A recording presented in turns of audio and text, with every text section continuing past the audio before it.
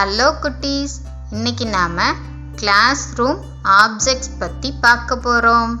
Class ரூமில் நம்மளை சுற்றி என்னென்ன பொருட்கள் இருக்குன்னு ஒன்றொன்னா பார்த்துடலாமா? Pencil, pencil, book, book, board, board, pen, pen, scissors, scissors, glue,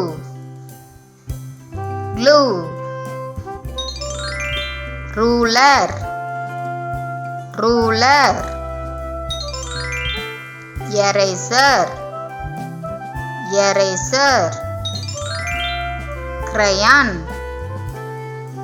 crayon,